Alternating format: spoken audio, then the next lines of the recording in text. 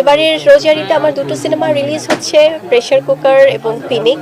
যে এরকম ধরনের সিনেমা বাংলাদেশ ফিল্ম ইন্ডাস্ট্রিতে এখন পর্যন্ত হয়নি, কারণ প্রথমত এটা নারী কেন্দ্রিক সিনেমা তো অনেক হয়েছে আমাদের ফিল্ম ইন্ডাস্ট্রিতে, কিন্তু একটি গ্র্যান্ড ওপেনিং অনুষ্ঠানে হাজির হয়েছিলেন শবনম বুবলি, আর তার উপস্থিতিতেই যেন পুরো আসর জমে উঠেছিল। লাল টুকটুকে শাড়ি, গাঢ় লাল লিপস্টিক আর আত্মবিশ্বাসী হাসি, সব মিলিয়ে তিনি ছিলেন নজর কাড়া। ক্যামেরার ফ্ল্যাশ, বক্তৃতার উচ্ছ্বাস আর মিডিয়ার ভিড়, সব কিছুর কেন্দ্রে ছিলেন তিনি নিজেই। এই জলমলে মুহূর্তে তিনি মুখ খুললেন তার আসন্ন দুই সিনেমা নিয়ে, পিনিক এবং প্রেসার কুকার। বুবলি জানালেন, এই দুই সিনেমা এমনভাবে নির্মাণ করা হয়েছে যা নাকি আগে কখনো বাংলাদেশে দেখা যায়নি। গল্প, নির্মাণ, উপস্থাপনা সব কিছুতেই থাকবে নতুনত্বের ছোঁয়া।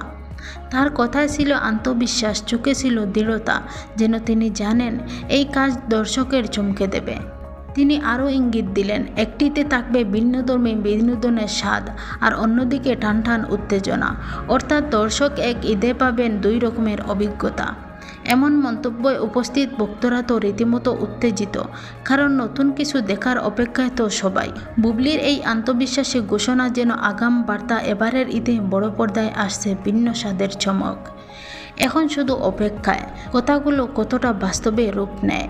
তবে এতটুকু নিশ্চিত, লাল শাড়ির সেই সন্ধ্যায় তিনি শুধু ফ্যাশনে নয়, বক্তব্য ছিলেন একদম ফায়ার। এমন আরও সুন্দর সুন্দর এন্টারটেইনমেন্ট খবর পেতে আমাদের চ্যানেলটি সাবস্ক্রাইব করে পাশে থাকবেন। ধন্যবাদ।